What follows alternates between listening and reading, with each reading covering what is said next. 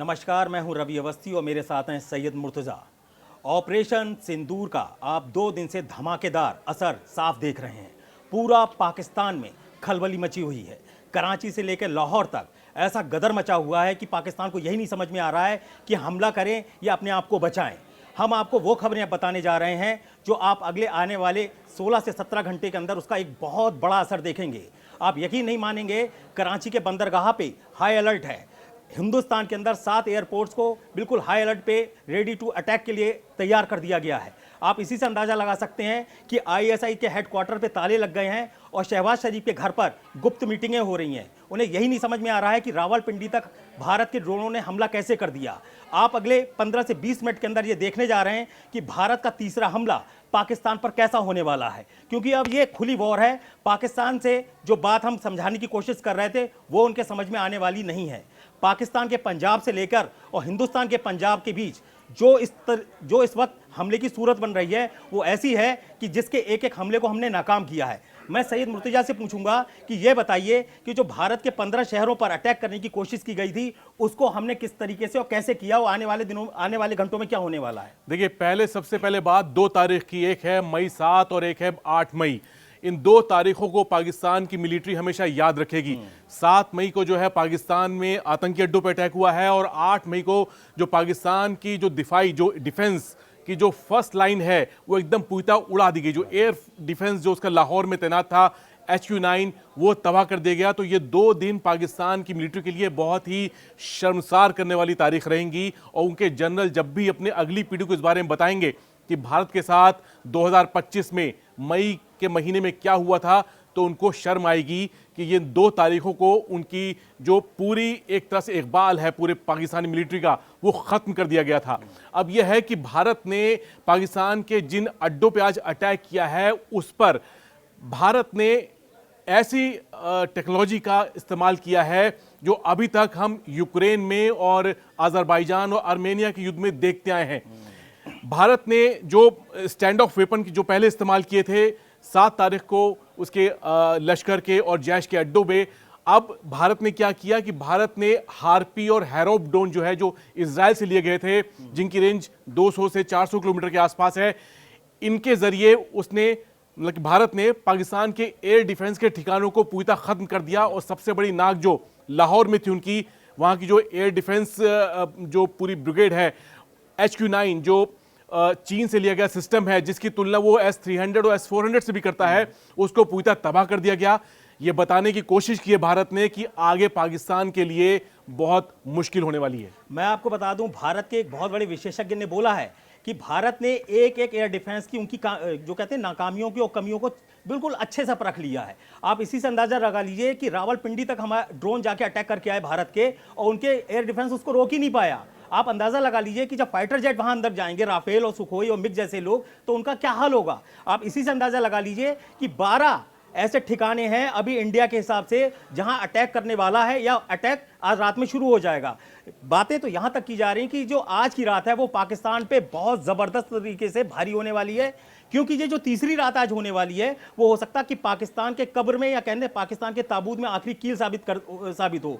इस एक मैं आपको और बता दूं कि हमने अभी तक उनके 150 से ज्यादा आतंकियों को साफ कर दिया है। आपने बहावलपुर में देख लिया, अपने मुद्रिके में देख लिया, हमने 9 जो एयर स्ट्राइक किए 9 जगहों पे अटैक किया है, लेकिन हमें करना है 21 जगह पे। 21 जगह पर भारत को अपने टारगेट को ध्वस्त करना है। अभी 9 हुए हैं, यानी कि आधे से अभी कम है। आप अंदाजा लगा लीजिए क्यों हमने लिखा है कि हम तीसरा हमला पाकिस्तान के ऊपर होने वाला है। उसके पीछे के 3 कारण हैं। पूरा का पूरा कराची बंदरगाह खाली करा दिया गया है। पंजाब से सटे जितने भी इनके एयरपोर्ट्स हैं वहां पर F-16 और J-17 को ला के रखा गया है। यहां तक कि पाकिस्तान के एक टॉप अफसर ने बोला है कि जो 7 तारीख को भीषण लड़ाई हुई थी उसमें दोनों देशों की तरफ से 125 विमान 1 घंटे तक हवा में लड़े थे। तो आप अंदाजा लगा सकते हैं कि भारत पूरी तरीके से आर पार के मूड में आ चुका है। इसको हंसी खेल में बिल्कुल नहीं ले रहा है कोई। आप समझ लो पाकिस्तान के जितने भी नेता हैं उन्होंने सीधा बोला है कि आप हमको जवाब दीजिए संसद में खड़े होकर कि आखिर इतने सारे ड्रोन अंदर आ कैसे गए, और अगर आ गए तो आपने करा क्या। जवाब देते नहीं बन रहा है, जनरल मुनीर को जवाब नहीं देते बन रहा है NSA जो असीम मलिक है पाकिस्तान का। आप मुझे ये बताइए कि जो S-400 है उसने जो अचानक पूरी बाजी पलटी वो किस तरीके से पलटी है। देखिए, S-400 जो है भारत ने रूस से लिया है। ये दुनिया का बेहतरीन एयर डिफेंस सिस्टम है और इसकी सबसे बड़ी बात यह है कि अमेरिका भी जब ये सीरिया में तैनात किया गया तो अमेरिका के जहाज भी इससे दूर रहते थे। वो नहीं चाहते थे कि चाहे वो F-35 हो या F-22 हो कि वो इसके सिग्नेचर जो हैं वो S-400 रिकॉर्ड कर पाए। तो S-400 वाकई बहुत बड़ा खतरा माना जाता है अमेरिका के लिए भी। अब ये सिस्टम जब से भारत में आया है, ये सिस्टम चीन के पास भी है। जब से भारत में आया है अभी 3 आए हैं, 5 लेने हैं। 3 जो है 3 लोकेशन पर लगाए गए हैं। एक है उत्तर भारत जो पंजाब के आसपास, हम लोकेशन नहीं बता सकते, सेना ने इसको गुप्त रखा हुआ है। एक लोकेशन राजस्थान और गुजरात के पास है और तीसरी लोकेशन जो है वो है चिकन नेक जो पूर्वोत्तर भारत और बिहार के बीच में जो रास्ता है, बंगाल के बीच में रास्ता है, वहां के आसपास ही लगाया हुआ है ताकि चीन पे नजर रखें। अब ये जो सिस्टम है इसकी खास बात यह है कि ये 600 किलोमीटर के दायरे में अपने निशाने को ये देख सकता है, टारगेट देख सकता है। और जब वो 450 किलोमीटर के आसपास आता है तब ये अपनी मिसाइल फायर करता है और इस रेंज तक ये अपने टारगेट को तबाह कर सकता है, चाहे वो फाइटर जेट हो, चाहे वो ड्रोन हो, चाहे हेलीकॉप्टर हो, चाहे वो क्रूज मिसाइल हो। और ये जो इंटरमीडिएट रेंज की जो बैलिस्टिक मिसाइल हैं उनको भी ये मार सकता है। आईसीबीएम के खिलाफ मैं नहीं कहूंगा कि ये बहुत कारगर है, क्योंकि ये प्योरली एक मिसाइल डिफेंस सिस्टम नहीं है, ये एयर डिफेंस सिस्टम है। अब भारत ने इसे लगाया है पंजाब और हिमाचल के आसपास। अब ये देखिए कि इस लोकेशन पे रहकर S-400 जब सिस्टम एक्टिव होता है तो पाकिस्तान के अंदर सरगोदा, लाहौर, इस्लामाबाद, यहां से जो जहाज उड़े होते हैं, जैसे ही वो टेक ऑफ करते हैं वो इसके रडार पे आ जाते हैं। मतलब आज भारत की स्थिति यह है कि उसने एक तरह से पाकिस्तान के अंदर एयर कर्फ्यू लगा दिया है। पाकिस्तान से जो भी जहाज उड़ेगा वो इसकी जद में आएगा और आराम से ट्रैक करेगा, भारत में आराम से मार सकता है। और इसीलिए जो 7 और 8 की तारीख जो रात में जो अटैक पाकिस्तान ने किए हैं, इसीलिए वो सब न्यूट्रलाइज कर दिए गए बहुत आराम से। आपको बता दें कि जो ऑपरेशन हमारा सिंदूर है उसकी आप कल्पना इससे अंदाजा लगा सकते हैं कि आज़ादी के बाद से आज तक इतने कम वक्त में एक साथ इतने बड़ा अटैक पाकिस्तान पे कभी भारत की तरफ से हुआ ही नहीं है, क्योंकि हमने हमेशा पलटवार किया है, हमने कभी किसी के ऊपर वार किया ही नहीं है। तो आप पाकिस्तान इस बात से बौखलाया हुआ है कि भारत की हिम्मत कैसे पड़ गई कि 6 किलोमीटर पे भी हमला कर रहा है एलओसी के पास और 100 किलोमीटर दूर जाकर बहावलपुर और लाहौर और मुज़फ्फरनगर तक जाके अटैक कर रहा है। आप समझ लो सुभान अल्लाह मस्जिद जो परिसर है, जो उसके गुंबद के छेद दिखाई दे रहे हैं, वो पाकिस्तान के कलेजों को फाड़ चुके हैं, उसकी पूरी पोल खोल के रख दी है। पाकिस्तान मुंह दिखाने के लायक नहीं रह गया है। इससे एक चीज और आपको मैं बता दूं कि जो बात बोल रहा है ना कि पाकिस्तानी सेना की हम पूरा एयर डिफेंस हमारा सिस्टम बहुत मजबूत है, आप समझ लो चीन के ऑफिसर्स ने बोला है, वहां के अधिकारियों ने बोला है कि हमें पता ही नहीं है कि JF-17 पाकिस्तान की तरफ से इस तनाव में शामिल हो रहा है नहीं हो रहा है। यानी कि चीन भी अपनी फेस सेविंग चाह रहा है कि ऐसा ना हो कि JF-17 मारे जाए तो उसका मार्केट ही खराब हो जाए। एक खबर और आ रही है पाकिस्तान के सवाल से, मैं वो काटना चाहूंगा। एक बार अमेरिका की मार्केट खराब हो चुकी है 2019 में F-16 की, जब भारत ने राजौरी के ऊपर विंग कमांडर जो अभिनंदन है उन्होंने F-16 को हिट किया था। तो तब भी ये बहस छिड़ी थी कि F-16 का क्या होगा अगर MiG-21 उसको मार रहा है F-16 को। तो अब वही हालत जो है जो चाइनीज जेट हैं उनको लेकर हो रही है। एक चीज मैं आपको बहुत इंपॉर्टेंट बता दूं, पाकिस्तान के हवाले से एक खबर आई है सूत्रों के हवाले से कि अब वो ईरान के शाहिद 136B ड्रोन लेने की कोशिश कर रहे हैं इमरजेंसी पैसे पर। पता नहीं कहां कटोरा लेके जा रहे हो, कहां से वो शाहिद 136 खरीदेंगे और क्या ईरान उनको देगा, ये बहुत देखना विचित्र होगा। अगर शाहिद 136 लाने की वो कोशिश करता है तो आप अंदाजा लगा ले कि ईरान, वो इजराइल और अमेरिका सीधा पाकिस्तान के ऊपर भारत की तरफ से लड़ने को आ जाएंगे, ये निश्चित है। और ईरान ऐसी कोई भी बेवकूफ़ी नहीं करेगा जो उसने हूतियों के साथ की है या जो उसने गाजा के साथ की है। तो ईरान, मुझे नहीं लगता कि वो शाहिद 136B जो है वो पाकिस्तान को देगा, चाहे वो भले ही 10 के 100 रुपए क्यों ना दे उसको दे। एक चीज मुझे और बताइए, आज ईरान के विदेश मंत्री भारत में थे और उनकी राष्ट्रपति से ही मुलाकात हुई है। तो भारत और ईरान की अंडरस्टैंडिंग बहुत अच्छी है और ईरान ने शुरू में ही कह दिया था कि हम इस पूरे तनाव को, पहलगाम के बाद हमले के बाद जो हुआ था, तो उसने कहा था कि हम चाहते हैं शांत हो जाए। और वो उसने भारत और पाकिस्तान दोनों से बातचीत करने की कोशिश की थी, उसने पेशकश की थी। अब वो भारत आए और उनसे क्या बात हुई हमें पता चलेगा, लेकिन ईरान इस पूरे लड़ाई में बिल्कुल शामिल नहीं होगा और उसके भारत से अच्छे रिलेशन है, उसके पाकिस्तान से भी अच्छे रिलेशन है। आपको ईरान के ऊपर बहुत अच्छी है क्योंकि मैंने देखा आपने काफी रिसर्च किया हुआ है।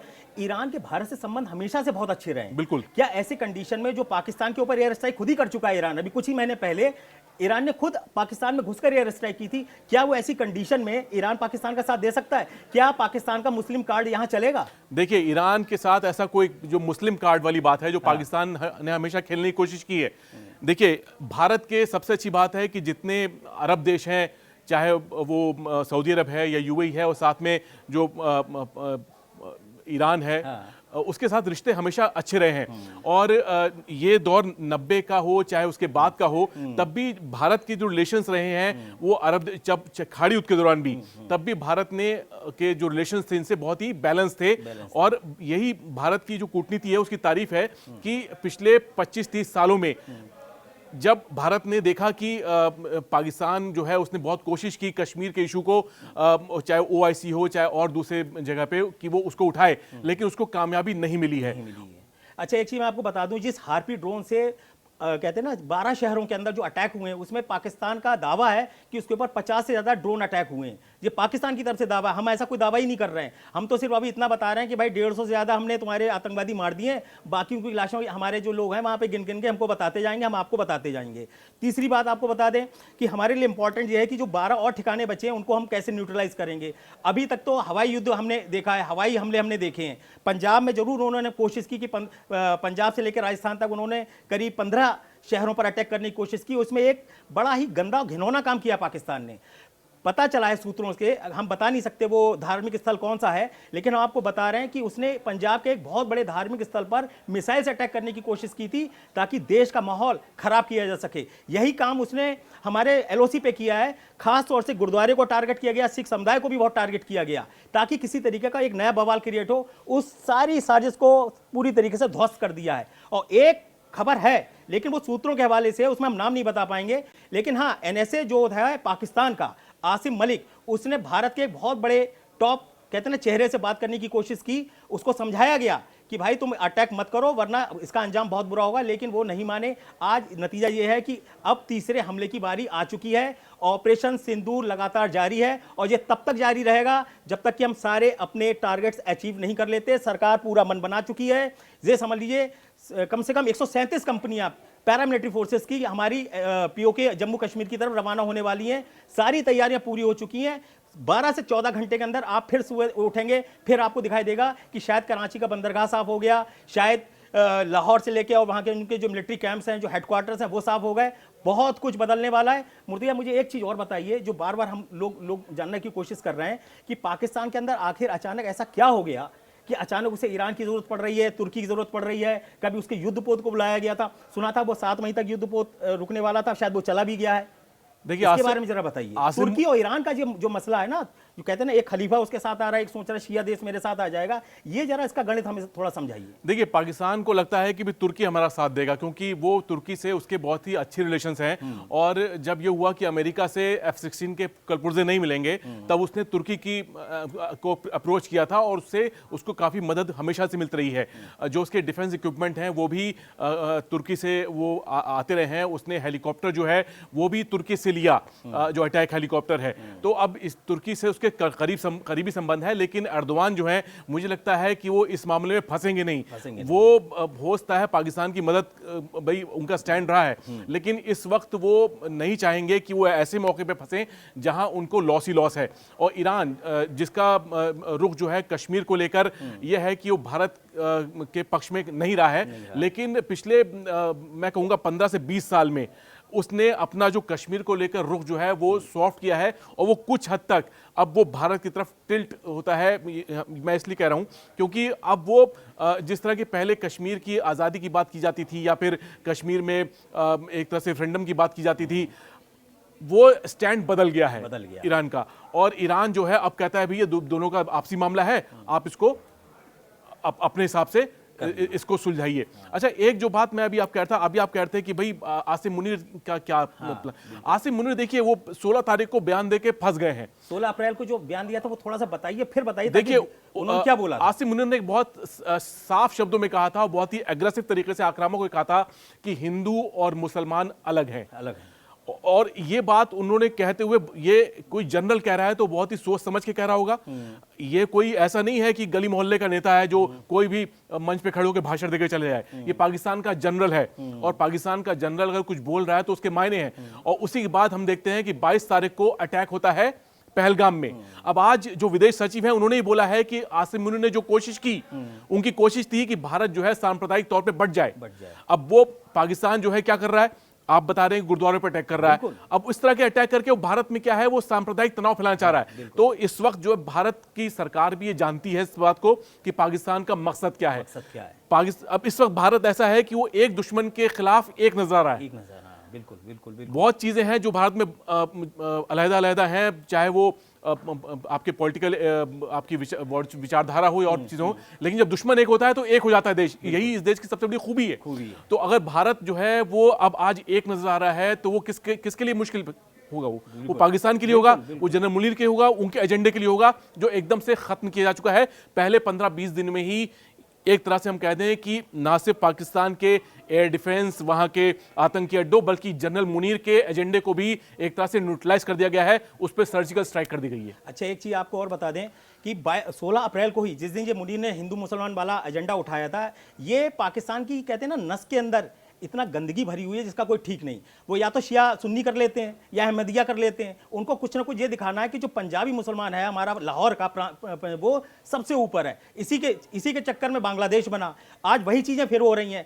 वहाँ पे जनरल मुनीर ने एक बात बोली कि ये जो बहावलपुर है, जो कश्मीर है, वो मेरे माथे का झूमर है।